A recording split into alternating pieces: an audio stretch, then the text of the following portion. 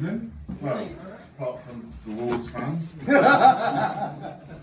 I'm Zach, I'm 46 years of age, which I know is hard to believe looking at me, but it's true. In my head I'm no more than 25, but I am 46, and what you find, and what I'm certainly finding as I'm getting older, is you start to look back on your life and think, fuck, that was mental. To give you an example, something that happened when I was about 7 years of age. We were at school, we were getting ready for a nativity play. And when you're 7 and you're getting ready for a nativity play, the first thing you want to know is, what role am I going to have? If you're a boy, obviously you want to be Joseph. If you're a girl, you want to be Mary. I didn't get either of those. They went to Stephen Jenkins and Caroline Wilkes. Complete fucking bullshit, that was. But okay, maybe I'll get to be a shepherd or a wise man. No, didn't get those either. Fucking hell, I don't want to be a donkey and I don't really want to be a sheep. But don't worry, didn't get those either, because my teacher, Mrs. Beecham, who was, not to put too fine a point on it, a fucking bitch, cast me as the wind. Yeah, you're fucking right, I've never heard of it either. I've looked it up, I've read the Bible, it's not fucking there. It's not there. It doesn't say, and lo, the Virgin Mary gave birth to the Saviour of the world, and fuck me, it was blowing that night. Not there. It's not even in the soundtrack. Silent night, holy night, all was calm. There was quite no fucking wind, no mention of it. She made it up. But now you're probably thinking, but Zach, what does being the wind in a nativity play even mean? What's it entail? Well, I'll tell you. It involves wearing one of Mrs. Beecham's black pleated skirts around her neck, spinning around and going, woo. I am the wind. But now you're thinking, well, yeah, but Zach, at least it's easy. Anybody could do that. Apparently fucking not. Apparently I wasn't very good at it. So while all the other kids in my class were in the classroom learning how to read and write and count and all the important stuff, I was sent into the corridor for extra rehearsals. So there's little 6-year-old Zach spinning around going, woo, I am the wind, until another teacher came out of her class to ask me what the fuck I thought I was doing. Unbelievable. But, as they say, every cloud has a silver lining. And it does. This story actually has a happy ending.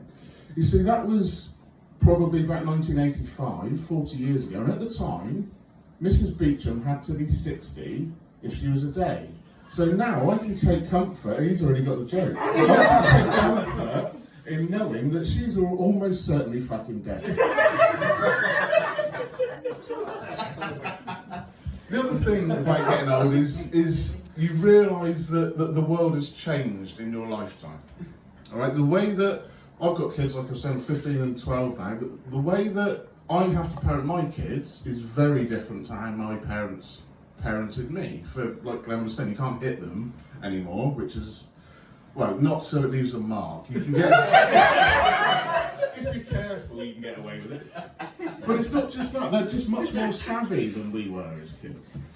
Give you an example, probably around the same time as Wingate. In fact, it must have been around Christmas, because my dad, when I was about 6 or 7 or whatever, he told me that if you eat mincemeat, so mincemeat, sweet mincemeat, that you put in mincemeat, in mince pies, if you eat that straight from the jar, it's poisonous and it can kill you. And you may have just figured out why he had to tell me that, if you haven't just sort of think about the way home. But I believed him, of course I believed him. He was my dad, he wouldn't be wrong about that, he wouldn't get that wrong, so I believed it, which was fine when I was 7. When I was 23, however, and I still believed that, that's when it became a problem. See, I was in my kitchen making mince pies with my then girlfriend, and she put the spoon that had been in the poisonous raw mincemeat, she put it in her mouth. I said, well, what are you fucking doing? She said, what? I said, don't put that in your mouth, that's poisonous. That'll kill you. I said, no. She said, no it won't, what are you fucking talking about? I said, no, seriously, everybody knows that raw mincemeat is poisonous. She said, I don't think they fucking do. I I said, right, I'm going to prove it to you. I'm going to go onto Google, I'm going to prove you wrong. Now, this was the early 2000s, so the internet was very different to what it is now. We didn't just have our iPhone in our pocket where you could look it up, or an Android if you're a loser. You could just pull your phone out and find out. You had to go into the lounge, find the big computer, turn that on. That was going to take 10 minutes just to fire up. But while it was doing that, you had to unplug the phone line to plug the computer in to the wall. Then you had to wait for that to dial up, which was always going to take another 6 or 7 goes. So by the time you actually got onto the internet, you're probably 15, 20 minutes into this endeavour, only to find out that mincemeat eaten raw from the jar isn't poisonous. Your dad's a fucking liar, and you've just made yourself look a bellend. Now, compare and contrast that to a conversation I then had maybe another 10 years later with my youngest son, because he was refusing to eat carrots, which was weird, because he loves carrots, he's always loved carrots, but I tried everything. He was adamant he wasn't going to eat these carrots with his dinner. But come on, Caleb, you like carrots. I saw you eat carrots yesterday. Yeah, but they were different carrots. I'm not eating those. They're not different carrots. They were from the same fucking bag. No, I'm not eating them. I'm not eating them. But I thought, I know. My dad taught me that trick. I'll just lie to him. I'll just make up some horrendous lie and it'll be fine. So that's what I did. I said, Caleb, do you like chocolate? And he said, yeah. And I said, well, chocolate is made out of carrots.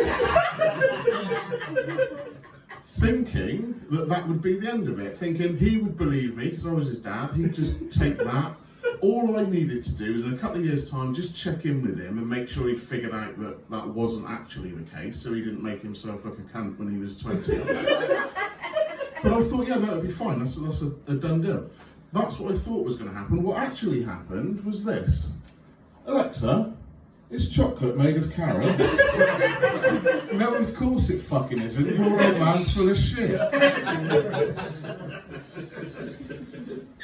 Another thing about getting old is you have to start speaking to doctors or seeing doctors about things that you would never even have considered before. So 46 years old now. Last year I had to have a colon exam. Brilliant fun. Anybody here had that joy yet? Oh good, you're going to enjoy this. A colon exam is when you go into the doctor's, take your pants and your trousers down and he sticks his finger up your arse. Brilliant. Sounds good already, doesn't it? What happens is you go in and he explains the procedure and then he says, or he's the guy speaking to me, he said, do you want a chaperone? Do I want a chaperone? Do I want somebody else in the room? No, I fucking don't. What I want is for this to be over as quickly as possible, then I'm going to fuck off and hopefully never see you again. But that's the idea. Sticks his finger up your bum, sees what's going on, and then you leave. That's what is supposed to happen. But in reality, you've got no idea if that's what happens because you are led down with your arse in the air and the doctor's behind you. You've got no idea whether he's putting his finger up your bum because you can't look round all doughy-eyed at him. That just changes the atmosphere in the room completely. And I've got no frame of reference. I don't know what a finger feels like. He, for all I know, and for what it felt like, he could have decided to go on fucking caving. I don't know. But then what made it worse was after he was finished and I was putting my boxers back on and picking up what was left of my dignity, he said, everything looks fine. Excuse me? What do you mean, looks fine? What do you mean, looks fine? What, I haven't got eyes in my fingers. What the fuck's going on? But again, like I said, every story has, every cloud has a silver lining, and that one does, because apparently my colon is fine, and Mrs. Beecham is still very much dead. Thank you very much.